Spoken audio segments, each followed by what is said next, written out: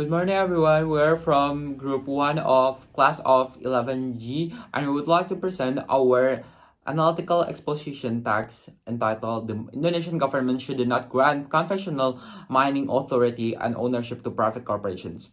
Indonesia has a lot of mineral resources such as coal, nickel, copper, tin, and gold. These resources are one of the sources of the income for the state. And on the other hand, conventional mining refers to traditional extraction methods involving large-scale surface or underground operations. According to Ministry of Energy and Mineral Resources, or SDM, over 70% of mining permits in Indonesia are currently held by private corporations, including foreign investors. Giving the authority and management of mine to private is a thing that can give a lot of negative impact for the public and Indonesia itself. Minerals are non-renewable energies that are obtained from the mine in the area that should be managed by the government to gain profit for the state's income for the public welfare. Private has no rights to obtain any penny from the states and depending from the mine. Therefore, the Indonesian government should not grant conventional mining authority and ownership to the private corporations, and these are right. First one, it is against the UUD 1945 Constitution of Indonesia. The earth, water, and natural resources contained therein are controlled by the states and used for the greatest possibility prosperity of the people. Article 33, verse 3 of the UUD 1945. This article demonstrates clearly why private companies shouldn't run the mining industry and the actual mine in Indonesia. Natural resources are ours, and the government should manage our natural resources for the benefits for all citizens, not just a few people. By allowing private to run the mine, the government already violates our constitutions.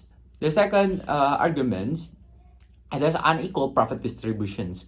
Natural resources are possible to be the one of the largest contributors of the nation's income. By allowing mines run by the private companies, the majority of the profits are often held by a small number of shareholders.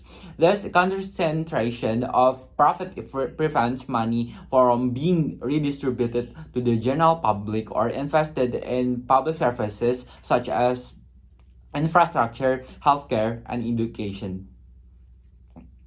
For example, in Halmahera, North Maluku, nickel mining companies generate a huge profit, contributing to a regional economic growth of 23.89% in 2023, far above the national average. However, local communities remain poor, with poverty rates of around 6.46% province-wide. This is an ironic condition where the people in their land could not get the wealth from their land. Nonetheless, the other people who were not born in that land can get the wealth. 3. Corruption rates. The mining sector in Indonesia has long been plagued by corruption, especially in the issue of mining permits. Political elites often exploit their influence to lobby for license, creating opportunities for bribery and nepotism. This corrupt practice erodes public trust and compromises regulatory integrity. Granting mining authority to private corporations without stringent oversight amplifies this risk, allowing vested interests to dominate the sector at the expense of transparency and fairness. 4. Dependency on private corporation. Allowing private corporations to dominate conventional mining foster economic dependency on these entities for essential minerals and industrial inputs. This dependency weakens Indonesia's economic sovereignty and expose the country to global market volatility and corporate monopolies. When private companies control critical mineral supply chains, Indonesia risks losing strategic control over resources vital for industrial development and national security. Strengthening state authority in mining ensures greater self-reliance and resilience against external economic shocks. Moving on to number 5, which is monopoly by conglomerate companies. The mining sector in Indonesia is increasingly concentrated in the hands of a few large conglomerates, which stifle competition and marginalize smaller enterprises. This concentration of power undermines market fairness, innovation, and equitable economic participation. This means when only a few big companies have control, the market becomes unfair, and it's harder for new ideas to grow.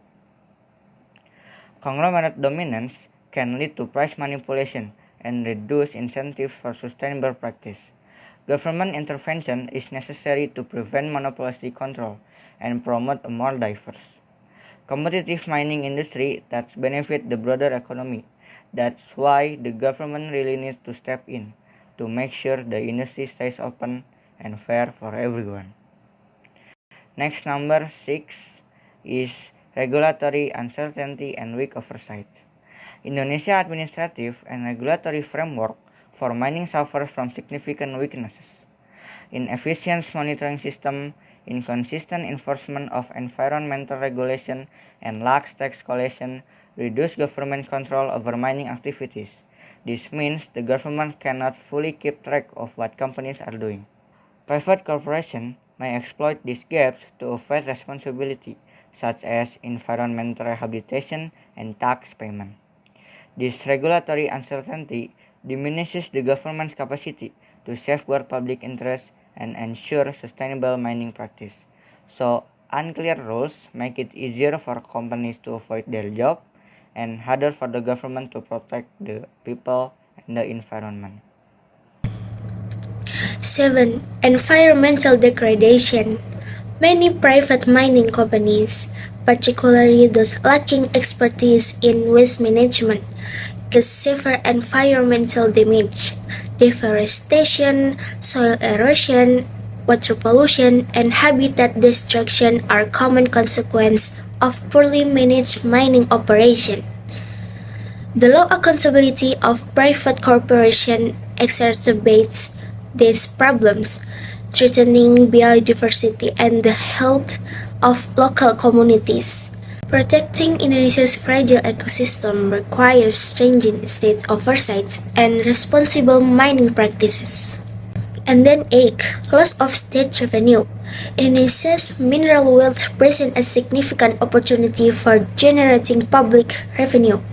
However, privatization of mining authority limits the government's share of profit and tax. According to Ministry of Finance, improving state participation in mining could substantially increase national income, which is vital for funding development programs. By retaining control over mining operation, Indonesia can maximize fiscal benefits and reduce dependency of private entities. 9. Social and economic impact on local communities. Mining activities often disrupt local communities, causing displacement, health hazard, and loss of traditional livelihoods. When private corporations prioritize profit over social responsibility, these adverse effects intensify additionally dependency on private companies for essential minerals can weaken local economies and increase vulnerability to market fluctuation.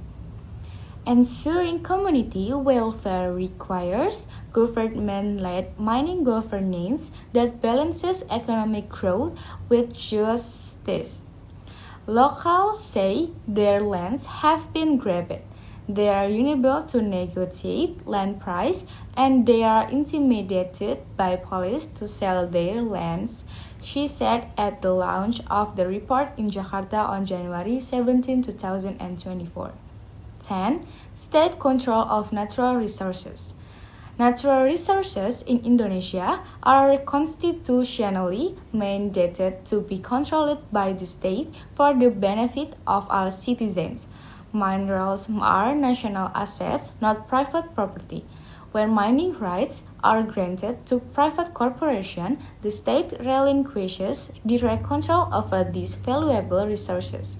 This shift risks marginalizing the public interest, as private companies priority profit maximization over national welfare. Maintaining state control ensures that mining activities align with Indonesia's long-term development goals and protect the rights of local communities.